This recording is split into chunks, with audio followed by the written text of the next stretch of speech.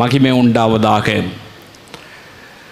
இந்த சோஷியல் மீடியாவின் மூலமாய் பார்க்கிற சகோதர சகோதரிகளையும் கூடி வந்திருக்கிற உங்கள் யாவரையும் ஆண்டவராகிய இயேசு கிறிஸ்துவின் நாமத்தில் நான் வாழ்த்தி வரவேற்கிறேன். பிரியமானவர்களே, கடந்த மாதத்தினுடைய இரவு அதிகாலை வேளையில் நான் ஜெபிக்கும் பொழுது ஆவியானவர் ஒரு காரியத்தை திட்டமும் தெளிவுமாய் பேசினார். இந்த மாதத்துக்குரிய வாக்கு தத்தத்தை ஆண்டவர் கொடுக்கும் பொழுது நான் நீக்கி போடுவேன் என்பதாக ஆண்டவர் சொன்னார்.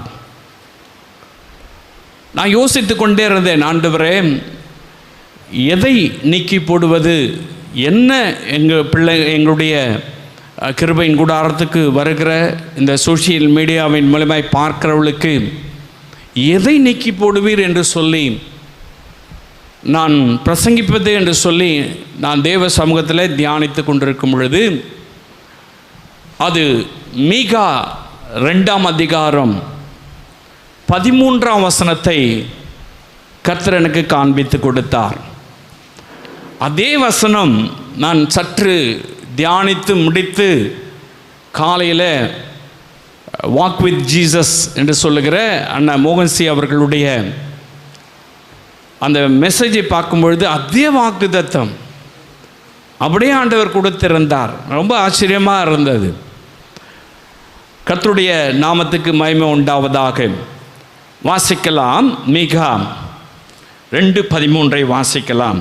தடைகளை நீக்கி போடுகிறவர், தடைகளை நீக்கி போடுகிறவர் அவர்களுக்கு முன்பாக நடந்து போகிறார், அவர்களுக்கு முன்பாக நடந்து போகிறார். அவர்கள் தடைகளை நீக்கி வாசலால் உட்பிரவேசித்து கடந்து போவார்கள், வாசலால் உட்பிரவேசித்து கடந்து போவார்கள். அவர்கள் ராஜா அவர்களுக்கு முன்பாக போவார், கர்த்தர் அவர்கள் முன்னணியில் நடந்து போவார், கர்த்தருடைய பரிசுத்த நாமத்துக்கு மகிமை உண்டாவதாக. ஆண்டவர் நமக்கு சொல்லுகிற காரியம் தடைகளை நீக்கி போடுகிறவர் என்பதாக. ஒருவேளை கடந்த நாட்களிலே ஏதோ ஒரு காரியம் நமக்கு தடையா இருந்திருக்கலாம், ஏதோ ஒரு காரியத்தில் முன்னேற முடியாமல் இருந்திருக்கலாம், ஏதோ ஒரு காரியத்தில் அடுத்த ஸ்டெப் வைக்க முடியாதபடிக்கு தடையாக சில காரியங்கள் இருந்திருக்கலாம். அது ஒருவேளை மனிதர்கள் மூலமாய் வந்திருக்கலாம், அல்லது சத்துருக்களின் மூலமாய் வந்திருக்கலாம், அல்லது நம்மை சூழ்ந்திருக்கிற நிலைமைகள், நம்மை சூழ்ந்திருக்கிற இயற்கையின் மூலமாய் நமக்கு வந்திருக்கலாம். ஏதோ ஒரு தடை நம்முடைய வாழ்வில் இருக்கும் என்று சொன்னால் கர்த்தர் வாக்குத்தத்தம் செய்கிறார், தடைகளை நீக்கி போடுவேன் என்று சொல்லி. எனக்கு அன்பான அன்பு சகோதரனே சகோதரியே, இஸ்ரவேல் ஜனங்கள் அவர்களை வழிநடத்தும் பொழுது பலவிதமான தடைகள் இஸ்ரவேல் ஜனங்களுக்கு வந்தது. பார்வோன் ஒரு பெரிய தடையாயிருந்தான். அவன் எவ்வளவோ சொல்லியும் கேட்க முன் வரவில்லை. பலத்த தடை இஸ்ரவேல் மக்களுக்கு உண்டாயிற்று. அந்த தடைகளை ஆண்டவர் எப்படி நீக்கி போட்டார் தெரியுமா? அவனை பின்தொடர வைத்து செங்கடலிலே முழுக வைத்து தடையை தகர்த்தெறிந்தார். எனக்கு அன்பான அன்பு சகோதரனே சகோதரியே, கர்த்தர் சில நேரங்களிலே சில காரியங்களை தடையாய் கொண்டு வருகிறார் என்று சொன்னால் அது ஒன்ஸ் ஃபார் ஆல் க்ளோஸ் பண்ணுறதுக்காக, அதை முடித்து வைப்பதற்காக. பார்வோனும் அவருடைய சேனையும் கடலிலே மூழ்கி போனார்கள். இஸ்ரவேல் ஜனங்களுக்கு தடையாயிருந்தவர்கள் இப்பொழுது தடையாக இல்லை. அதை தான் ஆண்டவர் சொல்லுகிறார், தடைகளை நீக்கி போடுகிறவர் நமக்கு முன்பதாக கடந்து போகிறார். எனக்கு அன்பானவர்கள், அதே இஸ்ரவேல் ஜனங்கள்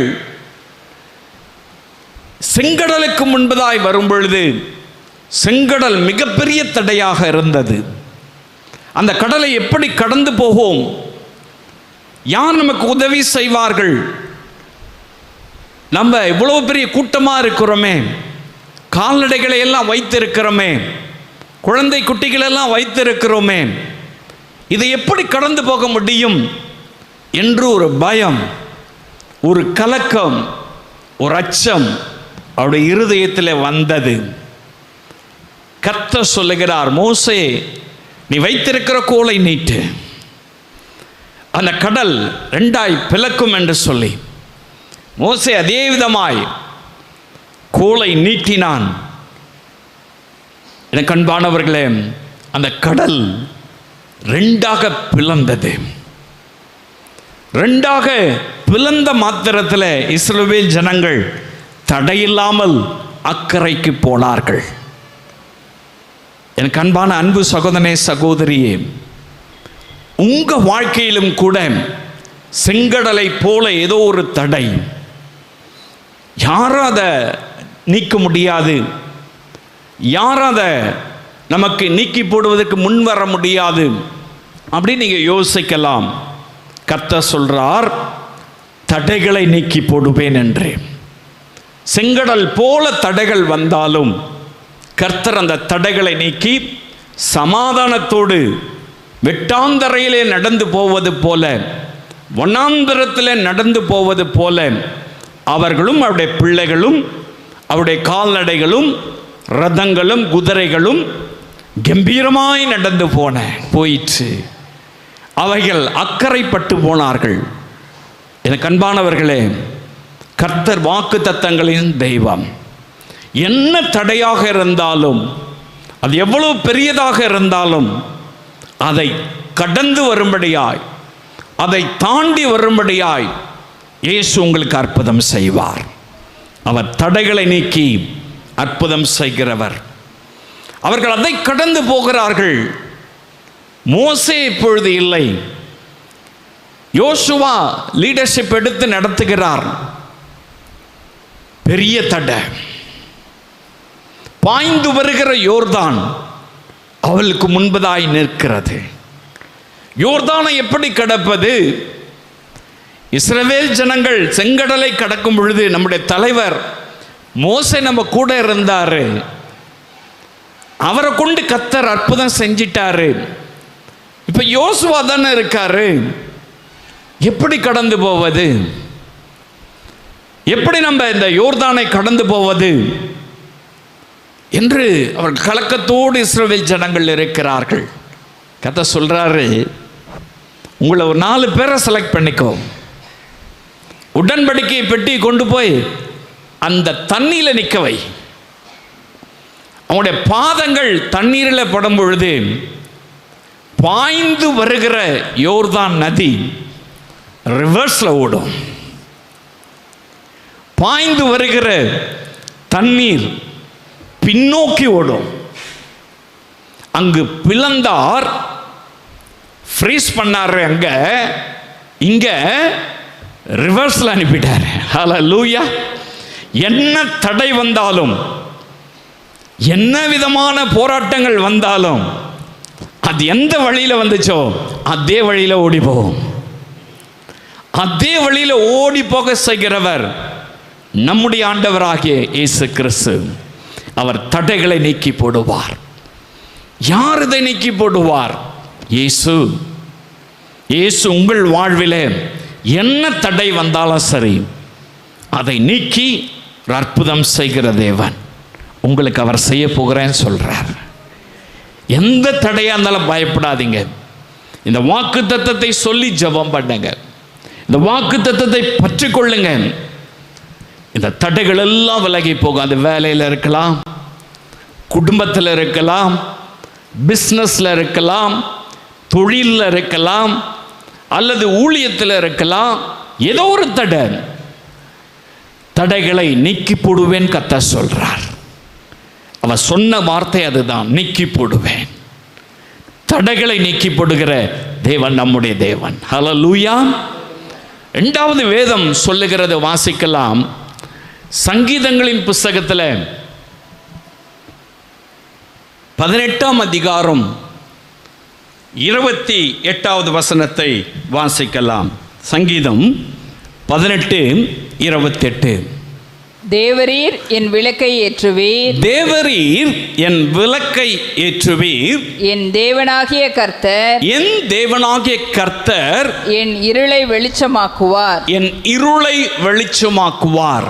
பிரியமானவர்களே, அநேகருடைய வாழ்விலே ஏதோ ஒரு இருள் மூடியிருக்கிறது, ஏதோ ஒரு டார்க்னஸ்,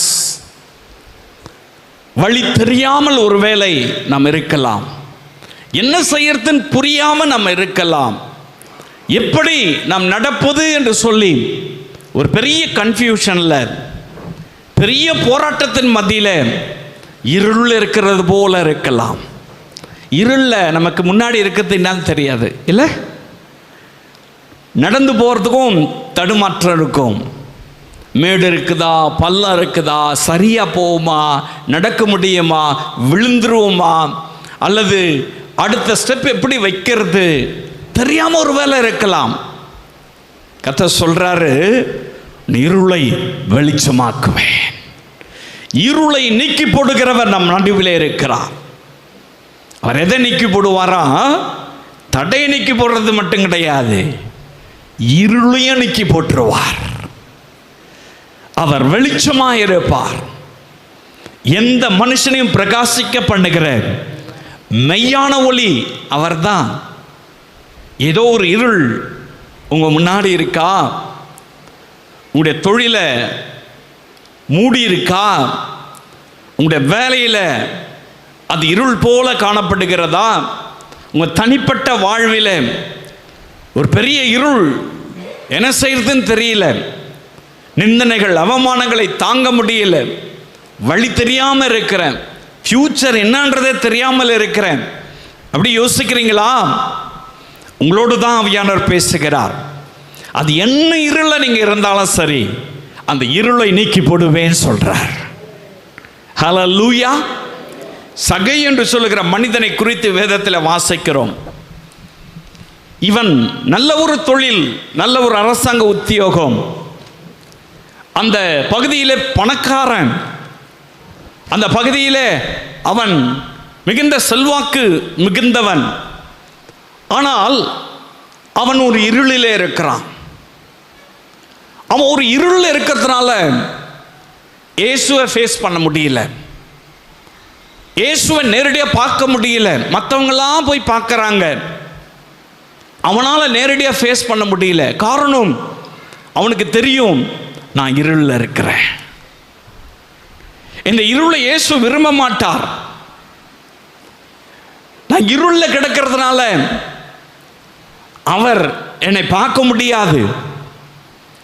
ஆகையினால இருளில் உட்கார்ந்துக்கிட்டு நான் இயேசுவை பார்த்துடுறேன் அப்படின்னு சொல்லி காட்டத்தி மரத்தில் ஏறுறான்.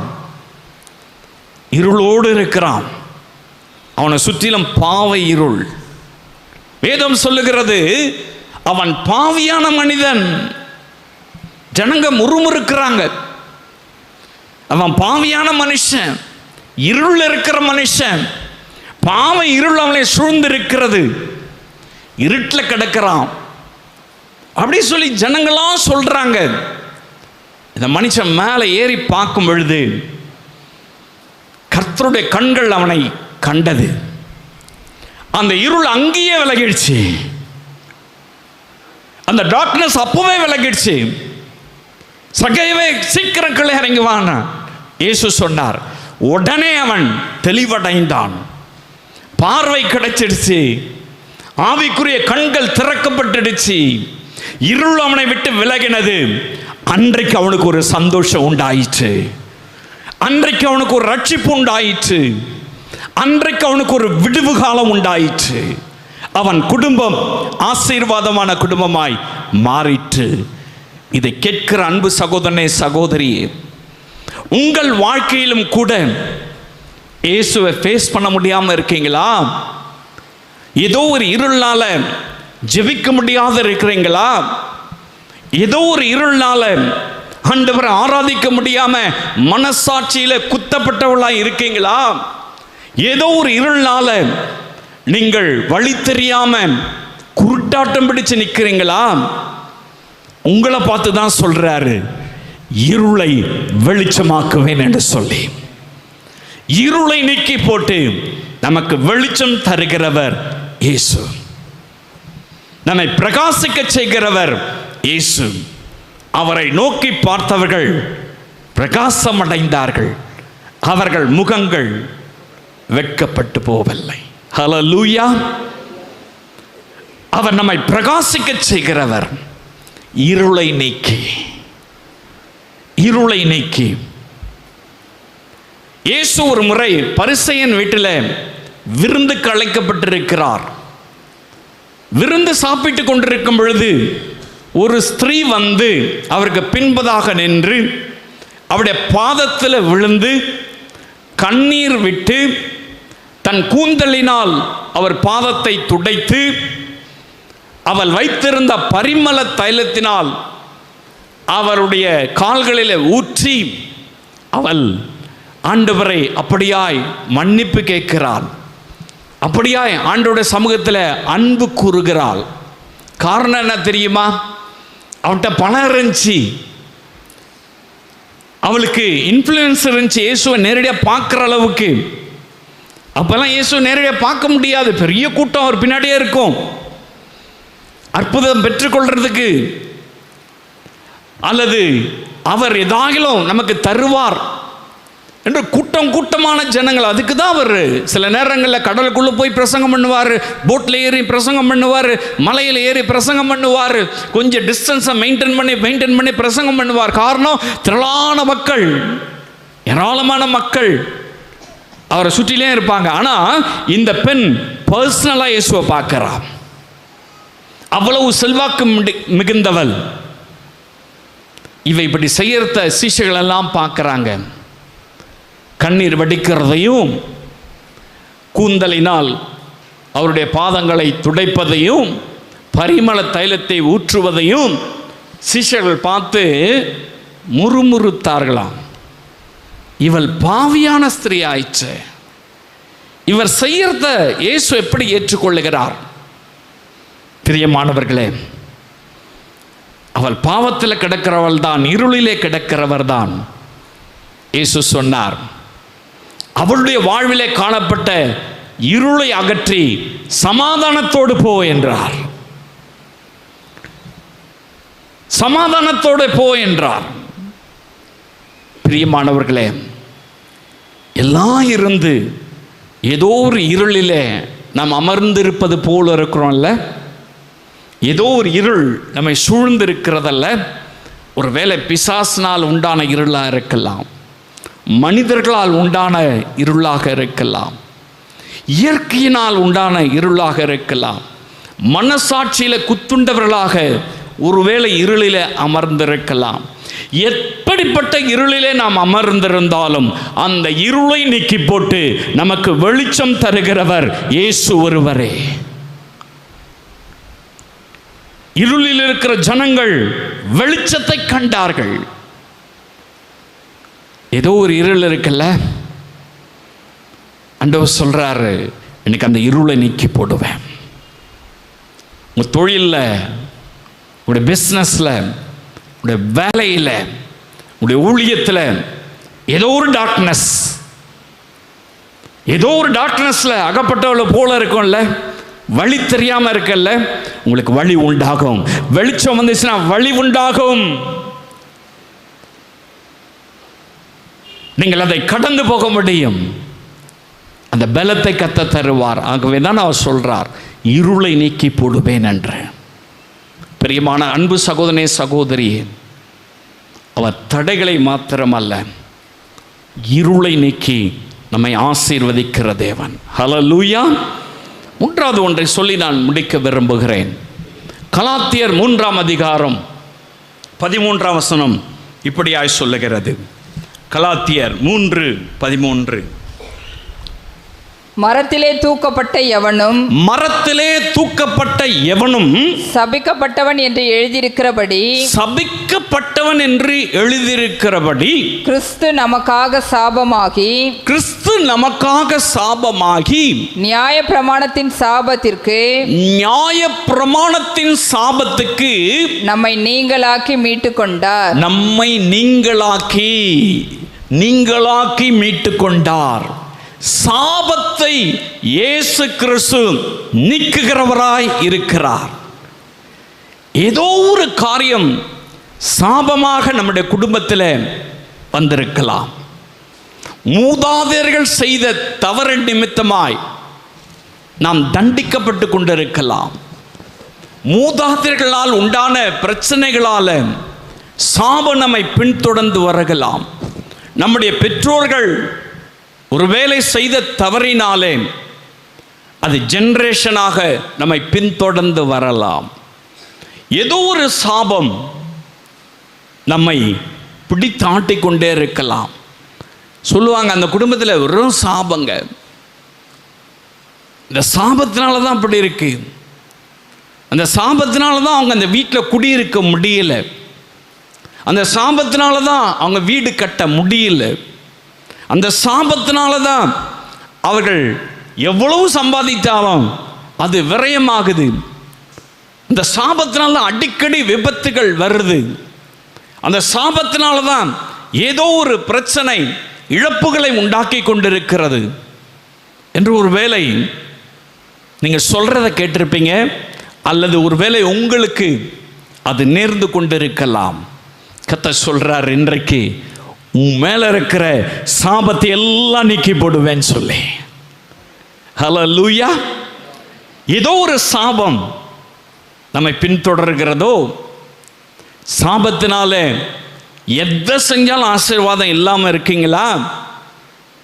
ஆண்டவர் சொல்றார், இன்றைக்கு உங்க சாபங்களை எல்லாம் இயேசு சிலுவையிலே சுமந்து தீர்த்து விட்டார்.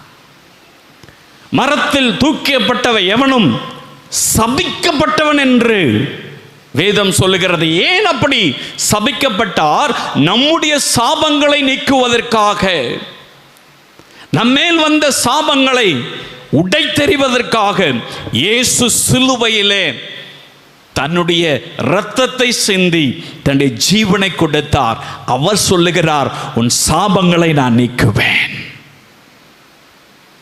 ஏதோ ஒரு சாபம் இருக்குல்ல, அதனால தான் எனக்கு இப்படிப்பட்ட பிரச்சனை. சில சாபத்தில் எது சாபம் தெரியாது, எப்படி சாபத்தில் இருக்கிறோம் தெரியாது. வேதம் சொல்லுகிறது பாருங்க, சில வியாதிகள் சாபத்தினால் வர்றது. நம்ம நினச்சிக்குவோம் இது ஹீட்டில் வந்துருச்சு, இது இதனால் வந்துச்சு, அது அதனால் வந்துச்சு. அதெல்லாம் ஒரு பக்கம் இருக்கட்டும். வேதம் என்ன சொல்லுகிறது? உபாகமம் 28ஆம் அதிகாரம் நீங்கள் வாசித்து பார்க்கலாம். 18ஆம் வசனத்தில் வாசிக்கும் பொழுது, சில இடங்களிலே சாபத்தினாலே கர்ப்பத்தின் கனி இல்லாமல் இருக்கிறது. வாசிக்கலாம். உன் கர்ப்பத்தின் கனியும் உன் நிலத்தின் கனியும் உன் மாடுகளின் பெருக்கமும் உன் ஆடுகளின் மந்தைகளும் சபிக்கப்பட்டிருக்கும். சாபத்தினால கர்ப்பத்தின் கனி, வீட்டில் இருக்கிற ஆடு மாடுகள் ஜீவராசிகள் சாபத்துக்குள்ள ஆயிடும். சாபம் வந்துடும் பாருங்க. இந்த சாபம் நீங்களாதான் அங்க குழந்தை பாக்கியம் வரும். நான் எல்லாருக்கும் சொல்லலை, சில காரியங்கள் சாபத்தினால வரும். அவங்க வைத்திருக்கிற பொருட்கள் அவங்களுக்கு ஃப்ளரிஷ் ஆகாம, அது பெருகாமல் அது அப்படியே கிடக்கும். அது குட்டி போடாது. ஆடாக இருந்தாலும் சரி, மாடாக இருந்தாலும் சரி, அது குட்டி போடாது, அது பெருக்கம் வராது, அது அப்படியே கிடக்கும். அது ஒரு சாபம். எனக்கு அன்பானவர்களே, இந்த சாபத்தினால சில குடும்பங்கள் ஆசீர்வாதத்தை இழந்திருக்கிறோம். இந்த சாபத்தினால குடும்பத்தில் குழந்தை பாக்கியம் இல்லாமல் அநேகர் இருக்கிறதை பார்க்க முடிகிறது. வேதம் தெளிவாய் சொல்லுகிறது, சாபத்தினாலே கர்ப்பத்தை கர்த்தர் அடைப்பார். இரண்டாவது அதே அதிகாரத்தில் வாசிக்கலாம், 28:35 வாசிக்கலாம், 27, 28 வாசிக்கலாம். நீ குணமாகாதபடி கர்த்தர் உன்னை எகிப்தின் எரிபந்தமான பருக்களினாலும் மூலவியாதியினாலும் சொறியினாலும் சிரங்கினாலும் பாதிப்பார். கர்த்தர் உன்னை புத்தி மயக்க ரொம்ப இன்டெலிஜென்ட். கவனிச்சிங்க, எப்படி சாபம் வருது தெரியுமா? ரொம்ப புத்தியா இருக்கிறேன், புத்தி மயக்கம். எனக்கு எல்லாம் தெரியும், நான் எல்லாம் படிச்சிருக்கிறேன், எனக்கு யாரும் சொல்லிக் கொடுக்க வேணாம் அப்படி சொல்லி நினைக்கிறாங்க பத்தி, அதான் புத்தி மயக்கம். குருட்டாட்டத்தினாலும் அதனால குருட்டாட்டம், அதனால அவங்க செய்யறது எல்லாமே குருட்டுத்தனமா செய்வாங்க. மனத்திகைப்பினாலும் பாதிப்பார். மனத்திகைப்பு என்ன பண்றதுன்னு தெரியாது. அப்புறமா மனத்திகைப்பினாலும் வாதிப்பார். அது ஒரு சாபம். பாருங்க, வியாதி, எரிபந்தம், மூல வியாதி, புத்தி மயக்கம். புத்தி இன்மை இல்லை, ரொம்ப புத்தி அதிகமாயிட்டாக பைத்தியக்காரன் ஆயிடுவான். கவனிச்சு பாருங்களேன்,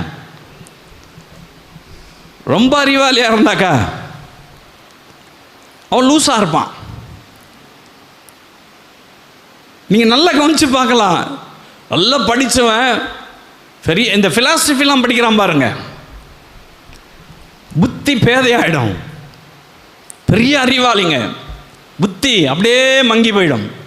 அறிவாளின்னு சொல்லுவாங்க, ஆனால் அறிவாளியே கிடையாது. அது ஒரு சாபத்தினால் அப்படி வரும். அப்படி பாருங்க, அந்த மாதிரி மூல வியாதிகள், சில காரியங்கள், எல்லாவற்றையும் நான் இதை சொல்லலை, இயற்கையாக வர்றது இருக்கு, அது வேற விஷயம். ஆனால் சாபத்தினால எங்கள் அப்பாவுக்கு இருந்துச்சு, எங்கள் தாத்தாக்கு இருந்துச்சு, எங்கள் அம்மாவுக்கு இருந்துச்சு, அப்படியே எனக்கு வருது பார்த்தீங்களா, அது சாபம். இப்போதான் எனக்கு வந்திருக்கு அப்படின்னு சொன்னாக்கா அது சாபமாகாது. அது இயற்கையாக சில உபாதைகளால், நம்முடைய உடம்பில் ஏற்படுகிற மாற்றத்தினால அது வரலாம், அது ஒரு வியாதி. ஆனால் தொடர்ந்து வருது பாருங்க, தொடர்ந்து அப்படி ஜென்ரேஷன் டு ஜென்ரேஷன் அப்படி வந்துச்சுன்னு சொன்னாக்கா அது பேர் தான் சாபம். அப்போ பாருங்க, வியாதிகள் சாபத்தினால வருது. கடைசி அதில் வாசிக்கலாம், 35ஆம் வசனத்தை வாசிக்கலாம். உன் உள்ளங்கால் தொடங்கி உன் உச்சந்தலை மட்டும் குணமாகாதபடிக்கு, உச்சந்தலை மட்டும், அப்போ உடம்பு ஃபுல்லா குணமாகாதபடிக்கு கர்த்தர் உன்னை முழங்கால்களிலும் தொடைகளிலும் கொடிய எரிபந்த பருக்களினாலே வாதிப்பார். அது ஒரு சாபம். உச்சந்தல் நிறைய பேர் சொல்லுவாங்க, உச்சந்தல் உள்ளங்கால் வரை எனக்கு என்ன இருக்கு, வியாதி இருக்குன்னு சொல்லுவாங்க. கேட்டிருக்கீங்களா? சாதாரணமாக சொல்றதை கேட்டிருப்போம். நிறைய எனக்கு வியாதி இருக்கு. பிரியமானவர்களே, சிலருக்கு பலவீனத்தின் நிமித்தமாக, சிலருக்கு சத்ருவினால, சிலருக்கு இயற்கையினால, சிலருக்கு சாபத்தினாலே வரும். சாபத்தினால இப்படிப்பட்ட வியாதிகள் வரும். நான் சொல்லல, பைபிள் சொல்லுது, தேவனுடைய வார்த்தை சொல்லுகிறது. கர்த்தர் சொல்றாரு, இந்த சாபம் நீங்கினாக்கா நீ சுகமாயிடுவ.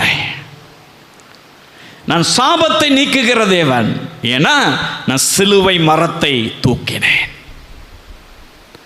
சிலுவையை தூக்கின எவனும் சபிக்கப்பட்டவன்.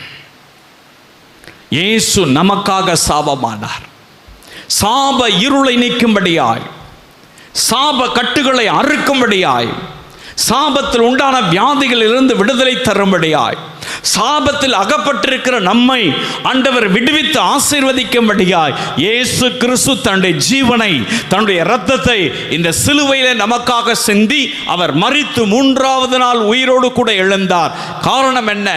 நம்மை வெளிச்சத்தின் பிள்ளையாய் நடத்துவதற்காக, தடைகளை நீக்கி நடத்துவதற்காக, நம்மேல் அநியாயமாய் வந்த மூதாதையர்கள் செய்த பாவம், மூதாதையர்கள் செய்த அக்கிரமம், மூதாதையர்கள் மூலமாய் தொடர்கிற சாபமானது நீக்குவதற்காக இயேசு சிலுவை மரத்தை சுமந்தார். அதை நீக்கி போறேன்னு சொல்றார். நீங்க செஞ்ச கிடையாது, அது உங்களால் வந்தது கிடையாது. அது எங்கேயோ ஒரு சந்ததியில், எங்கேயோ ஒரு மூலையில் அப்படியே தொடர்ந்து வருது. எங்கேயோ ஏதோ ஒரு காரியம் நடந்திருக்கும், அது அப்படியே ஜென்ரேஷன் டு ஜென்ரேஷன். சில வியாதிகளை கூட டாக்டர் கேட்பாங்க, உங்கள் அப்பாவுக்கு இருந்துச்சா? ஹிஸ்ட்ரி கேட்பாங்க. போய் சொல்லுவீங்க, நீங்கள் கேட்டிருப்பீங்க, உங்கள் அப்பாவுக்கு இருந்துச்சா, உங்கள் அம்மாவுக்கு இருந்துச்சா, உங்கள் தாத்தாக்கு இருந்துச்சா, உங்கள் பாட்டிக்கு இருந்துச்சா? சில தோல் வியாதிக, சில வியாதி, ரத்த சம்பந்தப்பட்ட வியாதிகள், இதுக்கெல்லாம் கேட்பாங்க. கேட்டிருக்கீங்களா? அது தாங்க சாபம். அது டாக்டரால் குணமாக்க முடியாது. அவன் என்ன சொல்லுவான் தெரியுமா? அது அப்படிதான் வரும், அது ஜென்ரேஷன். அதுக்கு என்ன, அந்த நேரத்துக்கு என்ன மருந்து போட்டுட்டு போ, அவ்வளவுதான். ஆனால் இயேசு முற்றிலும் அந்த சாபத்தை நீக்கி நமக்கு விடுதலை தருகிறவர். ஹல்லேலூயா. அது எந்த சாபமாக இருந்தாலும் சரி, எந்த சாபத்தில் அகப்பட்டு இருந்தாலும் சரி, அதை நீக்கி போடுவேன் கர்த்தர் சொல்றார். அவர் நம் நல்ல தெய்வம்ல, தடைகளை நீக்குகிறவர், இருளை நீக்குகிறவர், சாபத்தை நீக்குகிறவர் நம் நடுவில் இருக்கிறார். இன்றைக்கு உங்கள் வாழ்வில் இந்த மாதத்தில் என்னென்ன காரியத்தினால் தடைகள் வருகிறதோ அந்த தடைகள் அகன்று போகிறத பார்ப்பீங்க. கர்த்தரே அதை நீக்கி போடுவார். எந்தெந்த காரியத்தினால இருள் உங்களை சூழ்ந்திருக்கிறத, வழி தெரியாமல் குருட்டாட்டம் பிடிச்சிருக்கிறது போல, இருளில் அகப்பட்டது போல இருக்கீங்களோ, கர்த்தர் அந்த இருளை எல்லாம் அகற்றி போடுவார். அவர் வெளிச்சம் வீச செய்கிற தேவன். ஒருவேளை சாபத்தினால பாதிக்கப்பட்டிருக்கலாம். ஐயோ இப்படி நான் கஷ்டப்படுறேன் அப்படின்னு சொல்லி நீங்கள் புலம்பிட்டு இருக்கலாம். குழந்தை பாக்கியம் இல்லாமல் இருக்கலாம், குடும்பத்தில் ஆசீர்வாதம் இல்லாமல் இருக்கலாம், அல்லது ஏதோ ஒரு வியாதியினால் இது எங்கள் அப்பாக்கு என் தாத்தாக்கு இருந்துச்சுன்னு சொல்லி நம்ம அப்படி சொல்லிட்டு இருக்கலாம். பிரியமானவர்களே, அதை நீக்கி ஆண்டவர் அற்புதம் செய்வார். அவர் தடைகளை நீக்கி போடுகிறவர். ஹல்லேலூயா. அவர் நீக்கி எல்லா காரியத்தையும் நீக்கி நம்மை ஆசீர்வதிக்கிற தேவன். உங்களை ஆசீர்வதிப்பாரா? உங்களுக்கு நன்மை செய்வாரா? இந்த மாதத்தில் வாக்கு தத்தம் செய்தது போல நீக்கி போடுவார். தடைகளை நீக்கி போடுவார், இருளை நீக்கி போடுவார், சாபத்தை நீக்கி போடுவார், நம்மை செழிக்க செய்து அவர் ஆசீர்வதிப்பார். நம்ம ஆண்டவருடைய சமூகத்தில் எதனால் எனக்கு தடை வந்துச்சு, இதெல்லாம் வேண்டாம் ஆண்டவரே, அந்த தடையை நீக்கி போடுங்க. எதனால் ஆண்டவரே இருள் என்னை சூழ்ந்துக்கிட்டு, அவங்க சூனியம் வச்சதுனால, இவங்க இதை பண்ணதுனால, அவங்க அது பண்ணதுனால, அதெல்லாம் நீங்கள் பார்க்க வேணாம். இருளை வெளிச்சமாக்குவேன்னு சொன்னவர் அவர் தான். ஆண்டவரை இருளை நீக்கி போட்டுருங்க. ஏதோ ஒரு இருளில் இருக்கிறது போல் எனக்கு தெரியுது, நம்ம மனசாட்சிக்கு தெரியும், அந்த இருளை நீக்கி போட்டுருங்கப்பா. கேட்கலாமா? ஏதோ ஒரு சாபம் நமக்கு தெரியும், நல்லா தெரியும். நம்ம குடும்பத்தில் ஏதோ ஒரு சாபம், சில வியாதிகள், சில பிடிவாத குணங்கள், சில கோப குணங்கள், சில காரியங்கள் நமக்கு அப்படியே ஜென்ரேஷன் டு ஜென்ரேஷன் வருவாங்க. தாத்தா அவ்வளோ பயங்கர கோபக்காரர், அந்த கோபம்தான் அவனுக்கு இருக்கு சொல்லுவாங்க. கேட்டிருக்கலாம் நீங்கள். அவங்க அப்பாவுக்கு அப்பா, அவங்களுக்கு அப்பா, அவர் இப்படி இருந்தார். அப்போ பாருங்க, அந்த சாபத்தையும் கர்த்தர் நீக்கி போடுறேன்னு சொல்றார். எவ்வளவு நல்லவர்!